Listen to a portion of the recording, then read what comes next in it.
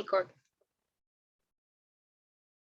Assalamualaikum warahmatullahi wabarakatuh. Kami dari kelompok 6 dengan anggota Adinda Fitanisa dengan NIM 140, Aulia Baduna Azhara dengan NIM 146, Nazila Humaira Azhara dengan NIM 116, dan Salsabila dengan NIM 148.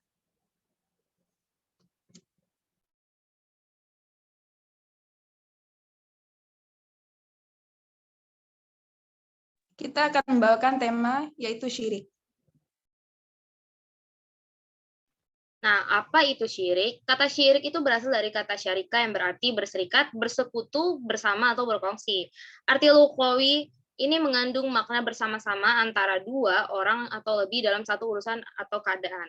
Syirik adalah perbuatan, anggapan, atau itikat yang menyekutukan Allah Subhanahu wa Ta'ala dengan yang lain, seakan-akan ada yang maha kuasa di samping Allah Subhanahu wa Ta'ala.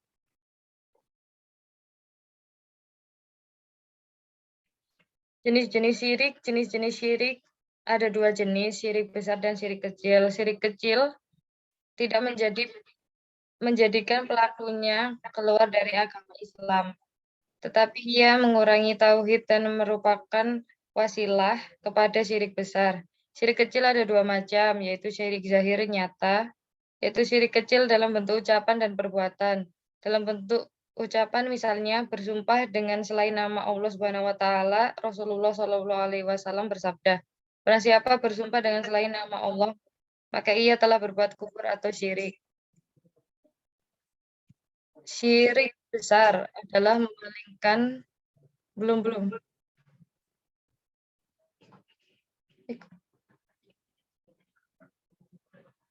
Syirik besar adalah memalingkan suatu bentuk ibadah kepada selain Allah, seperti berdoa kepada selain Allah atau mendekatkan diri kepadanya dengan penyembelihan kurban atau nazar untuk selain Allah, baik untuk kuburan, jin atau syaitan, dan lainnya.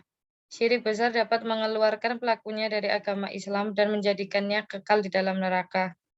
Jika ia meninggal dunia dalam keadaan syirik dan belum bertaubat daripadanya, adapun bentuk syirik tidak terhitung banyaknya. Di sini akan disebutkan 3 macamnya saja, yaitu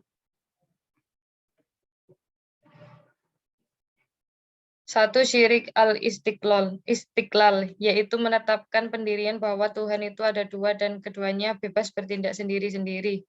Seperti syiriknya orang Majusi, penyembah api. Menurut mereka Tuhan itu ada dua. Pertama, Ahura Mazda, Tuhan dari segala kebaikan, dan Ahriman, Tuhan dari segala kejahatan. Yang kedua, syirik at-tab'id, yaitu menyusun Tuhan terdiri dari beberapa Tuhan, sebagai syiriknya orang Nasrani. Nomor 3, syirik at-takrib, yaitu beribadat, memuja kepada yang selain Allah SWT untuk mendekatkan diri kepada Allah, sebagaimana syiriknya orang jahiliyah zaman dahulu. Nomor 4, syirik al-aghrad, yaitu beramal bukan karena Allah SWT.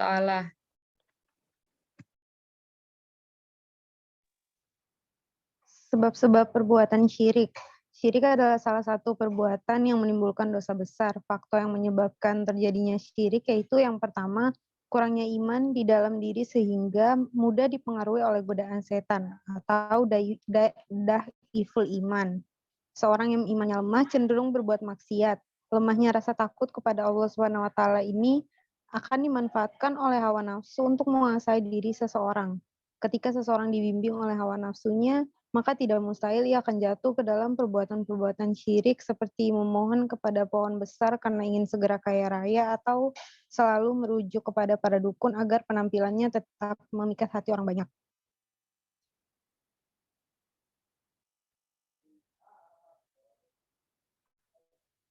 Kedua, mengagumi dan mengagungkan sesuatu. Secara fitrah, manusia suka mengagumi kepahlawanan atau sesuatu yang agung dan luar biasa.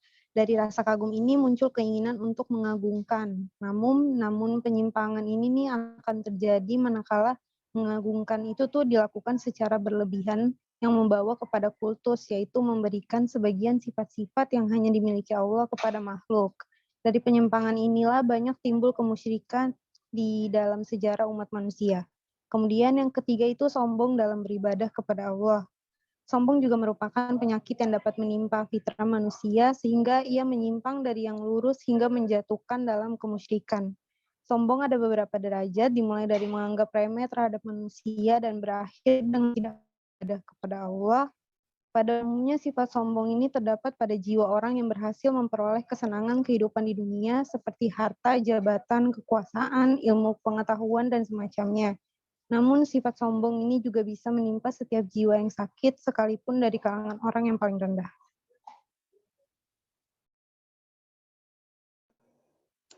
Tindakan Rasulullah dalam menangkal syirik. Firman Allah Subhanahu wa taala, "Sungguh telah datang kepadamu seorang rasul dari kaummu sendiri. Berat terasa olehnya penderitaanmu, sangat menginginkan keimanan dan keselamatan untukmu.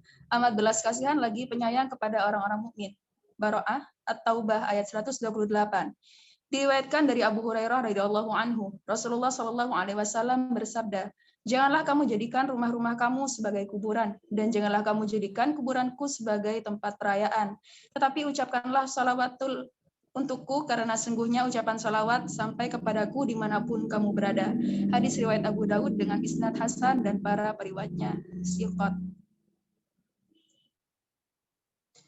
Karena rasa cintanya kepada seluruh umatnya, Rasulullah SAW berupaya menutupi pintu-pintu kesyirikan dengan cara sebagai berikut.